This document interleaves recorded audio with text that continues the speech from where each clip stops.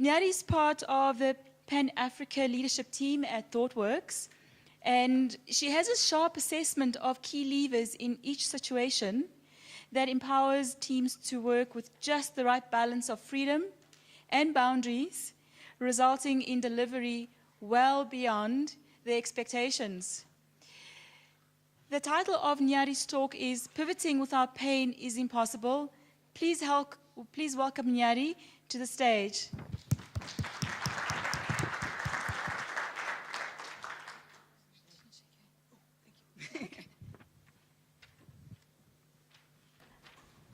Hello, can everyone hear me? All right, great. Good afternoon, everybody. Thank you all for joining me in this discussion about a journey that I was a part of with the team at ThoughtWorks over a period of about 2 years. And I hope over the next 30 minutes, we can give you sufficient insight into it. The good thing about it is the team that I worked with is actually here, so when your questions get really difficult, I'm just going to defer. So, and what do you know? Starting off with the tech glitch. Let's try that again. Okay, right. So to talk about this journey, I would need to start talking about why we even got involved in this project to begin with. And that was really a conversation around the economics of South Africa. And obviously you can't have a conversation about economics if you don't have a conversation about the means of production. And any conversation about the means of production inevitably leads to a conversation about employment. And so that's where it begins, is a conversation about employment. And I think everybody in this room basically has a view to different varying levels of precision around the state of employment in South Africa. We know that South Africa globally has the highest level of inequality. We know that with that inequality, what's believed to be a living wage for a family in South Africa is at least 3 times what's considered the average salary of a low-skilled worker. Our unemployment is high. When you turn it into youth unemployment metrics, it gets even higher. And so therein lies a problem statement. And so that made me, at least as an individual, uncomfortable. It made a few other people that I know uncomfortable. And the hope is that we're all uncomfortable. And we should remain in that state of discomfort until we get to a point where we can be more concerned with human dignity than individual wealth, and where we can be more concerned with sufficiency before we are worried about, well, excess, right? And here when we talk about sufficiency, we're talking about the basics. Can I put a roof over my head and my children's head? Food on the table, education, what does future even look like? And so until we get to a place where we've achieved true transformation, which is everybody has basic dignity, we should remain at a heightened state of discomfort. And so what does that discomfort lead to, other than just feeling bad about ourselves? It compelled us to partner with organizations that were already involved in agitation around this issue. So these are organizations that were lobbying for change, organizations that were engaging the matter of a better life for the working class of South Africa, maybe in a small scale, but the principles cascade across globally. And so when we spoke to them, what we realized is that there was a current state that we all understood to be problematic. There's no dignity for all in our society. And the only way to change that state is to create some level of agitation within it. But what we know of agitation is that you can't achieve any sufficient state change in any context without a deep understanding of the domain in which you're trying to create that change. You also can't achieve it without precision. You've got to understand what exactly is it about the state that I'm unhappy with, and then where's the intervention? What do I do in order for that state to change? And then without that precision, you can't measure impact. So there's a lack of dignity. What constitutes dignity? We did some things. They were cool. They were fun. We feel better. But is there dignity now? So that requires precision. And so coming from there, what we had was people who had the means to agitate, the means to lobby. They even had a lot of data from organizations about employment. So they were getting to that point of delving into this domain. They were getting to that point of seeking precision in that domain. But it was a bit, muddy, messy, spaghetti, lots of information all over the show, and, can't really process it, can't really make it linear. Where's the graph? Where's the line? Up, down, how's it going? It was hard to see. And so I'm Shona, and in Shona we've got the word for magic, which is Mrapajose. Translated most literally, it's like the healer of all illness, any ailment, you name it, we can cure it. And for us, that's Agile, right? Agile makes it all better. I mean, that's why we exist as a community, is because we make things better. We make them better using Agile. So all we needed to do to address this problem of human indignity was bring Agile to bear in the world of this fragmented information, in the world of disconnected interaction. And Agile would do what Agile does. It would make it tidy, right? Make it better. And so we got started with our Agile. CD, TDD, continuous refactoring, Agile UX. You heard Rob take you through that. It all gets better. All you need is Agile. Anyone with a problem, all you need is Agile, right? So we bring everybody into one room, because it's all about convergence. How can we solve something that we don't agree is a problem? When we agree it's a problem, do we agree why it's a problem? Do we agree how it's a problem? And do we agree what we want to do to make it better? And do we agree on when we know it's better, what is better? And so, because we have Agile, yes, we understood it. We came to a point of convergence. We all knew what constituted value. We all knew what are the points of failure in this process of gathering this information that gives us into a window of, when we say 54% unemployment, what does that mean? When we say human indignity, what does that mean? So we understood this domain now. We understood its points of failure. We also knew where the waste was between the systems of process and the teams that were working here. And so we adopted our Agile, our magic drug, Mrapajose, to cure our problem. And then it happens, right? We've been there. We thought we knew the domain. We thought we understood its complexity. We thought we understood the points of failure. We thought we understood the points of waste between the systems of process and the teams working with them. So for all our amazing Agile, collaborate, converge, stories, backlog, prioritize, product owner, what do you think, where do we start? Rob, let's design this thing right.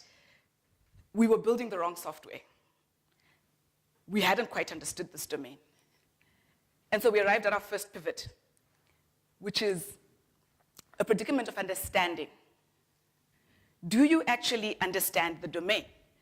And when you say economics is about means of production and means of production are about employment, what is employment really about? Is it about the opinion of the employer? Is it about the opinion of the employee? Is it about the opinion of the unemployed? Which data do you look at?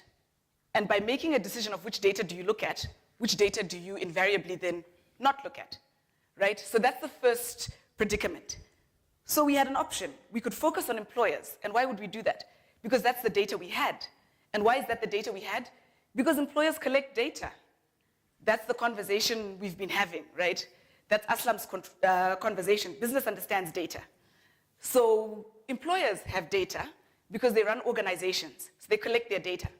Employees, you might have data. Some of you might even have your pay slips. We've long since stopped balancing our checkbooks. So, as employees, maybe we have more feelings than we have data. And so we reach a pivot point. Do we go and say, I want a view of the employer, which is skewed towards the employer's interest, which is employment is a cost that I pay out to generate some income, or do I focus on the employee, which gives me the story behind the story? How much do I actually earn? What happens when I get sick? What happens when I get pregnant? What happens when you Agile people come with your great innovation and you eliminate waste? Right? That's the story that the employer doesn't tell you. That's the story that maybe the employer doesn't even want you to know. But if we're trying to achieve dignity for everyone, that's the story we need to understand, right? And so the disruption is significant because it changes our backlog, because we are talking about Agile after all. It changes the architecture of our software, because what kind of information are we processing? And so in this case, we made the decision to focus on the employer data. And understand that here it's not the moral issue. The problem statement has been defined. The world is full of indignity. It's full of suffering people that don't need to suffer. It's full of waste. It's full of excess. It's full of selfishness. We understand that. So this isn't a moral question. This is a strategic question in building software. You need to answer the question, and for us, it's like, okay, well, we can now begin to design a mechanism by which we gather information from the employed, the unemployed, the underemployed, and bring it together and try to analyze it. That thing doesn't even exist. The individuals haven't even necessarily contemplated this predicament. And so we could be here a very long time trying to define this thing. Meanwhile, indignity marches on, imbalance marches on. So we focused on the employer, and that was a big bet, which is we're going to the very place where largely inequality emanates from to get an insight into inequality.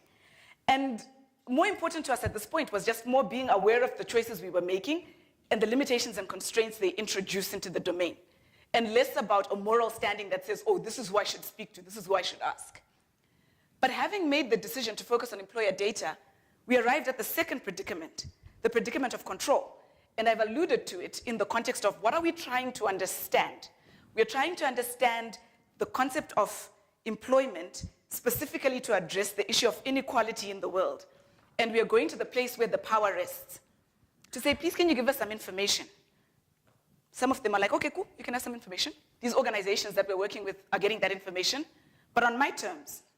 I'll tell you what I want you to know, how I want you to know it. I'll lay it out in the way that's easy for me. I'll obscure it as I see fit. Or I'm a really nice person, but I really don't have the time, Nyari. This is your problem. So you go solve it. So the predicament here is, do I want to put effort in getting the employers to comply? Because we've gotten together, and it's ThoughtWorks and their partners, and we're going to sort through this information. And we want to sort through it this way. Here's an Excel table. Column A, please put an ID number for us. Column B, please put a name, then a surname, and an amount. That is a salary. And please let us know, is this person temporary or permanent? And please let us know what the conditions are. Should they get pregnant or sick? Or, you know, they just had a bad day, didn't want to go to work. We've all done it. So, and that's a negotiation with an employer, is how much can you give you, when, and how? And then the other one is, we could put effort in building software that can embrace variability. Give me what you will, and we will sort through that. Give me what you have, and I will interrogate that. And then I'll figure it out later, right? Just get enough to start. That's Agile after all. Let's not over-intellectualize this forever and not move. Let's rather work with what we've got. And so why it's a predicament of control is that we control software. Because we build software, we build enterprise software, but we don't control the outcome of a negotiation. And it depends on how persuasive I am or not, how patient I am or not. And depending on whether the person you're talking to has had enough drinks or not, they might be more amenable to lean to your point of view or not, right? So you don't control that negotiation's outcome. And so because of this, the decision we made was to build complex software. And why did we make that decision? Because oftentimes the difficult decision is the right decision, which is we will embrace the variability of data that comes in and then take on the burden of building complex software that eliminates that variability, churns out an answer that we can consume and understand, and then enables us to make the impact that we need in terms of transforming our world. Remember, it's all about world peace. And so the decision to build complex software takes us to pivot number 3, a predicament of complexity, right? Because now you've gone and you said, give me what you want, how you want, when you want, in whatever format. Yeah, you can put the number there, and you can put a comma in the middle, put a dot in the middle, put a space, put nothing. I'll figure it out. Put the name in column A, or put it in column B, or put the name and surname in the same column. I don't know, do what you like. Give it to me, and I'll figure it out. So that's the predicament of complexity. And remember, right in the beginning, when those clever people from ThoughtWorks understood the domain, how many times has the domain changed in the last 15 minutes, right? And so now we've adopted this complexity, and with the complexity that we've adopted, we have a predicament. Do we now go off and get Aslam Khan to sit down and write a DSL that makes it all better? Or do we go and say, what domains exist that mirror what we are trying to achieve here? Right? How do we handle that complexity that emerges? So we can ignore any abstractions and create a design that's, very nifty and can implement everything we want, or we can say, okay, let's accept some abstraction. And we heard from Neil Ford this morning that the moment you abstract, there's a gap. Oftentimes you don't know the gap. You'll find out the gap later. And so in this case here, we decided to leverage accounting principles. And I swear, this has nothing to do with the fact that I was an accountant for a very long time. Forgive me. Please allow me into your tribe. Bless my heart, thank you.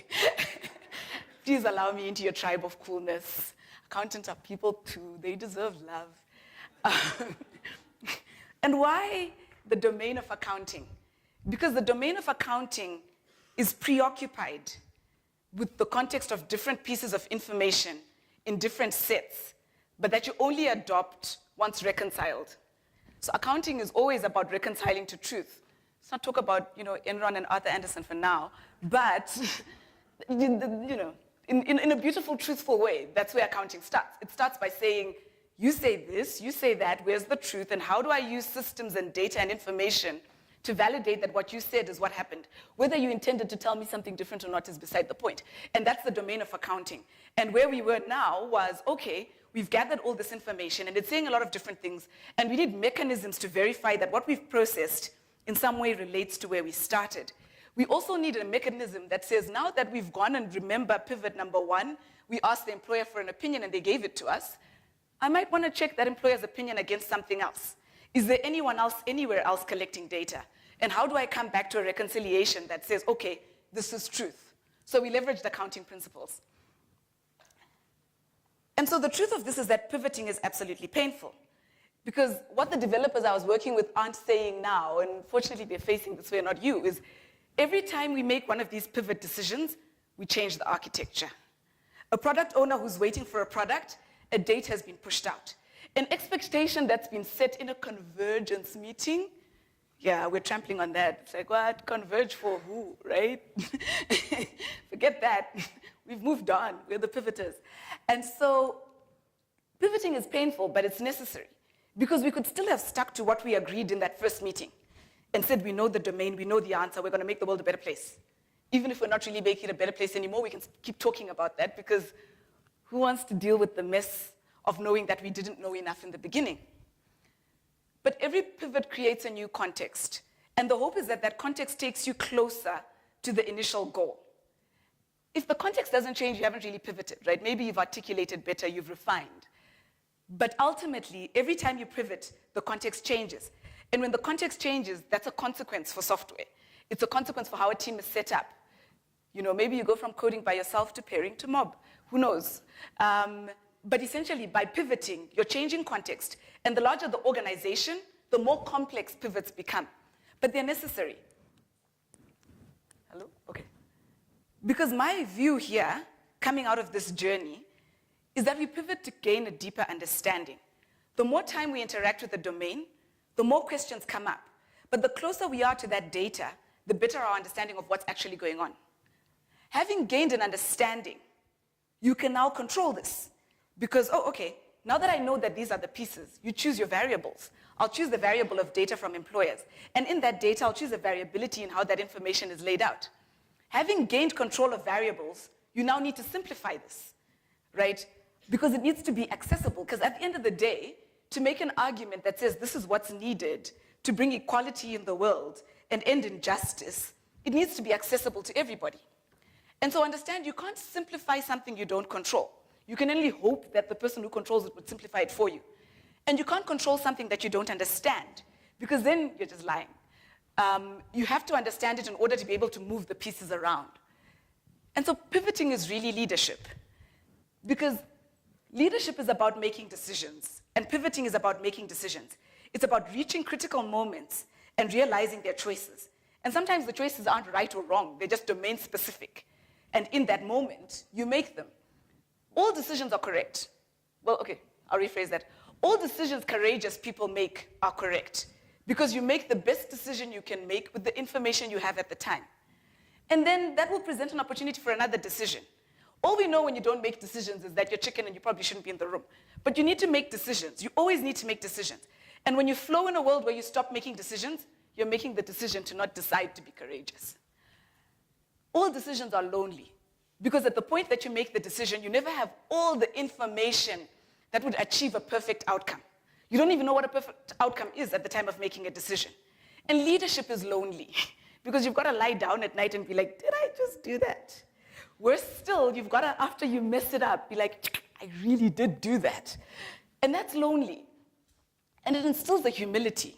But I would say humility is integral to leadership. Because if you don't have the humility to understand how vast and complex the world and its many domains are, then you have no business making important decisions because it's at the peril of all of us. So this is my view, that agility is about putting yourself in positions where you can make decisions. And those decisions are about moving to solutions. In the context of the work we were doing, those solutions were bringing better insights into what's happening in the domain of employment in South Africa. So having done everything, you've done CD, TDD, convergence and deconverge and reconverge, having done everything that you can do to stand, all that's left is to stand. And that's where you make a decision so that you can pivot, hopefully, to a better future. Thank you.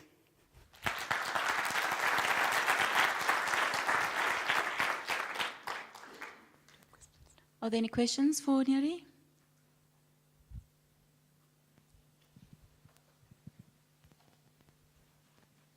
Oh, there's one here. I wanted to ask, first, great speech. I wanted to ask, personally, how do you think in a shorter amount of time, how do you think you can improve your organizational skills in such a way that your organization understands and encourages your failure? Mm-hmm. Because the problem now is that, yes, some companies view failure as a learning process and, everyone messes up.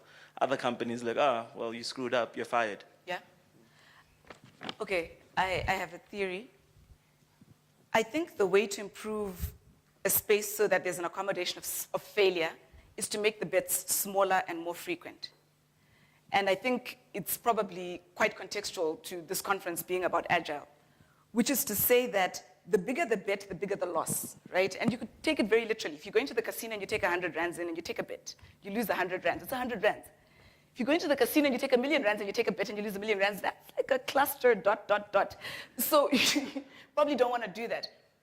So my view is that what needs to happen in organization is like, eat that elephant 1 teaspoon at a time.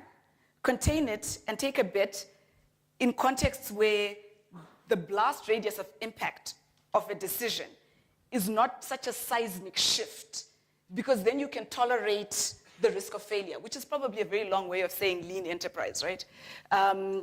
So break it down into little pieces and take a chance and then measure it. So then you do fail, and I like the word failure because I think when people are like, it's a learning opportunity, which it is, you fail to realize that you did something wrong, right? Like, so call it, give it its name. It's a failure. But failure is important for growth, but it needs to be tolerable because the decisions are harder to make when the entire life of the enterprise rests on this one moment. Then, yeah, that's my view on that.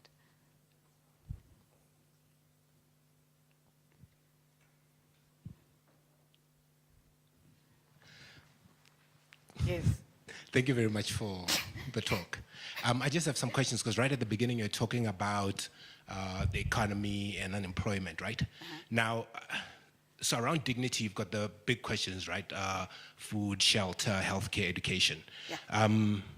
And I know this is like moving slightly away from, just a little bit away from Agile as we here to talk about. What do you think is our role in terms of in this space, right? This is for us technologists in trying to bridge the gap and talking about sustainable change and not necessarily I've spoken to 3 people about how wonderful technology is. That's a very difficult question. And that's a really good question, and for every good question, there's never a good answer. So what I would say is that I think it maybe comes back to the predicament of control. We all have a locus of control and a locus of influence. And for me, it's about showing up in the spaces where you have control and trying to bleed into the spaces where you have influence to bring to bear the scalability of technology. So in this context, we were working with people that were, mostly NGO, not very well funded, and consequently, they don't compete in a job market with the ThoughtWorks, for example, if we're to be honest. So the people that will go and work for ThoughtWorks wouldn't go and work there necessarily for all their time. And so I think sometimes it's about, if you know how to control software, then spend a little bit of time making a contribution to people who are already in that space and have gained a fair amount of understanding of the domain and how to lobby. And you can create leverage for them by bringing your expertise to bear. You'll be surprised how much things you do every day and take for granted can actually make a huge impact in that space, simply because people aren't used to looking at efficiency and crunching data necessarily the way that you might be. So that's my views. There's a lot of great minds in the room. 1 week a year from each of these great minds, and the world would be better. Remember, it's about world peace. So. Thank you. Yes.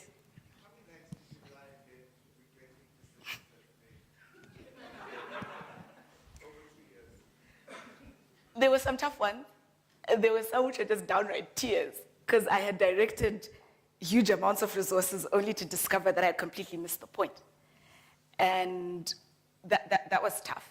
So, yeah, many nights. And the interesting thing is, I think, working on the talk and retrospecting on the journey, I had even better insights than I had before. So I think, to Rob's point, design never ends. The more you know, the more you can know, and the more you can apply yourself. But yeah, some of the nights were rough. So yeah, but I'm here. Wine helps.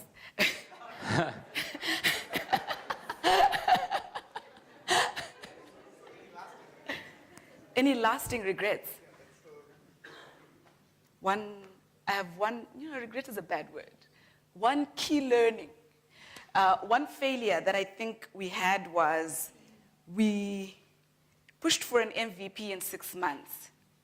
And in hindsight, we should have gone for MVP in maximum 2. We should have hit production very, very early with a very, very, very thin feature set. And a lot of the learning that we were learning at the 6-month mark, especially around the data, with very, very thin MVP at 2 months, we would have learned earlier, and we would have saved literally millions of rands if we had done it that way. Okay, that's the last question. We need to move on to our next speaker. ThoughtWorks is a consulting company. How do you deal with, let's say you're 6 months into the project and you need to pivot now? There may be some discussions, or how do you deal with that with the client? Okay, we've spent 6 months on this project and we throwing all our old work away and we're starting afresh, because I'm sure there would be resistance, there's budgets and all those kind of things. I think that's a great question, because consulting to some extent is a nice word for being a mercenary, right? You're like a hired gun. And so you shoot where you're told to point. And what you try to do is, before you start shooting where you're told to point, get into a conversation. A key part of it is around relationships from the very beginning. And you don't always get your way. The ideal in the places where ThoughtWorks is able to contribute to this pivoting is, from day one, it's not a conversation about TDD and CD and continuous refactoring, although that's very important and that's assumed it would happen. The conversation is around, organizationally, where you're trying to go. And what you're trying to do is get to a relationship with key leaders within an organization where you earn that trust that says, we are in a journey together. And there's financial ways to structure a consulting arrangement that shows that if things go belly up, I'm going to lose some money as well. That's one way of earning that trust. But the rest of it is really in the conversations early on. If you immediately frame the conversations around, oh, you want to build this, this is the software we're going to use, and these are the tools, and this is the framework, then you're always constrained into software literally right by the metal. If you kick off conversations at a more strategic place, like where are you trying to go as an organization? And then software becomes a tool always to enable, a bigger cause, then that's how you can pivot, because then you capture the minds of the people that make decisions, who are the people who ultimately, in this context, I was the one who was on the hook for money we spent. If you're working at a client and it's a bank, there's someone there who's on the hook. And that's the person you want to talk to about what's the bigger goal, because they're really the one pivoting and you're an advisor. But sometimes worst case scenario, like I said, you have to acknowledge that it's their call to make. And yours is to come in and advise as best you can. Once they've made a decision, you bring the arsenal of your expertise to try and make that decision work. And so there are definitely times where ThoughtWorks might sit and think, I wouldn't have done it that way. But once you've made a decision, you've got to play ball that way. Thank you. Cool. We need to stop here and take your questions to Nyari outside in the Indabitry. We need to move on to the next speaker. Okay. So thank you very much, Nyari. Thank you, everybody. Cheers.